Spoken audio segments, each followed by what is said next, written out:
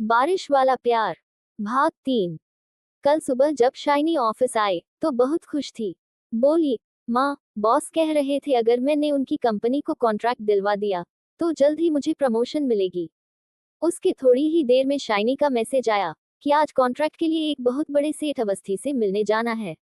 आज बहुत लेट हो जाएगी और मैं उसका इंतजार न करके सो जाऊं। कल सुबह बात कर लेंगे। जैसे ही मैंने अवस्थी नाम पढ़ा मुझे घबराहट महसूस हुई। मैंने शाइनी को पूछा कि मीटिंग कब और कहाँ है, तो उसने मुझे बताया कि मीटिंग ओबराय होटल में रात को 10 बजे है। ये सुनकर मेरा मन घबरा गया। उस समय अभी सुबह के 11 ही बजे थे और मैं उसी समय टैक्सी पकड़कर मुंबई के लिए निकल पड़ी।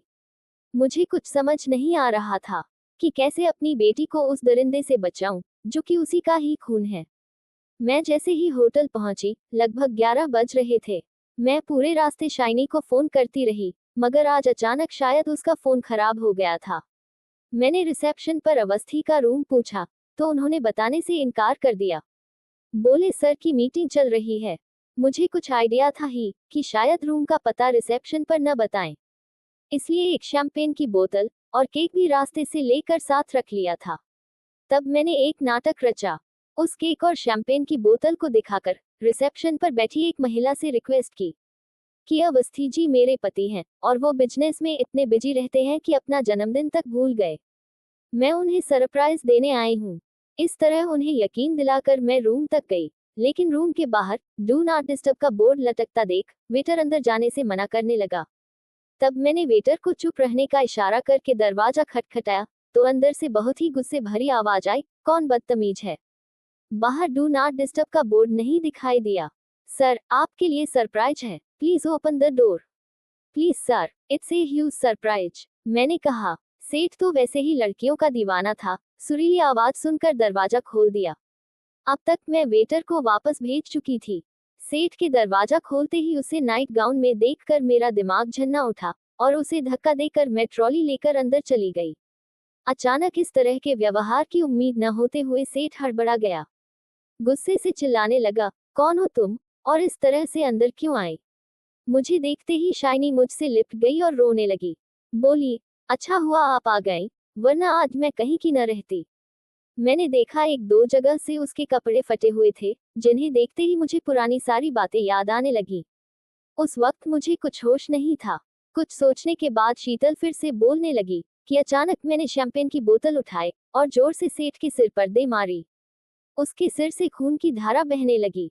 मैं लगातार उस पर वार कर रही थी और वह कुछ ही देर में ठंडा हो गया। शाइनी ने जब मुझे झिंझोड़ा, तब मुझे होश आया कि मैंने क्या किया। मगर मुझे इस बात का बिल्कुल भी अफसोस नहीं था, और न है। मैंने एक राक्षस को मारा है, एक पिता के हाथ से बेटी को अपवित्र होने से बचाया। धरती का थोड़ा सा बोझ कम कर दिया आज मैंने। अब चाहे कानून मुझे फांसी दे दे, लेकिन मेरे मन में शांति है, आज इंतकाम ले लिया मैंने। इतना कहकर शीतल ने एक ठंडी सांस ली। इस समय आपकी बेटी कहाँ है। उसे मैंने उसी समय टैक्सी में योगेश के पास भेज दिया था। हाँ, कुछ देर पहले एक गोरी, लंबी सी नीली ड्रेस में लड़की बारिश में भागते हुए होटल से बाहर आई और टैक्सी में बैठकर चली गई। हाँ, वो मेरी बेटी थी। आज मुंबई न्यूज की सबसे बड़ी खबर, देवता कहलाने वाला राक्षस अपनी ही बेटी को बेआबरू करने चला था, लेकिन बेटी की मां ने उसका कत्ल करके बेटी को भी बचाया और अपना इंतकाम भी लिया। चर्चा का विषय बनी रही। इसके बाद राहुल ने अपने दोस्त अमन को फोन किया। हेलो अमन, मिल गया। अमन ने पूछा, कौन। खूनी नहीं, बारिश वाला प्यार।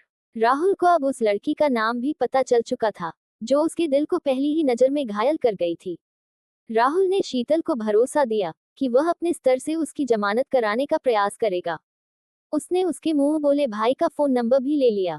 पुलिस ने शीतल से पूछताछ करने के बाद उसे जेल भेज दिया था। इसके बाद राहुल ने योगेश से संपर्क किया। फिर राहुल ने योगेश को अपने जानकार सीनियर वकील अवनीश गोयल से मिलवाया। अब राहुल ने अपने स्तर से मृतक सेठ अवस्थी की कुंडली खंगालकर उसकी अयाशी के सारे सबूत इकट्ठे किए। अनाथ आश्रम की संचालिका और कई भुक्तभोगी लड़कियों ने भी सेठ अवस्थी के खिलाफ गवाही दी। पुलिस हत्या के इस केस का न तो कोई चश्मदीद गवाह पेश कर सकी और न ही पुख्ता सबूत। इसका नतीजा ये हुआ कि कोर्ट ने शीतल को बाइज्जत बरी कर दिया। शीतल राहुल के एहसान को कैसे भुला सकती थी। बाद में उसे पता चला कि राहुल उसकी बेटी शाइनी को दिल से चाहता है। ये बात उसने शाइनी से पूछी तो उसने भी हाँ कर दी। इसके बाद शीतल और योगेश ने शाइनी और राहुल का विवाह करा दिया। राहुल अपने बारिश वाले प्यार को पाकर फूला नहीं समा रहा था।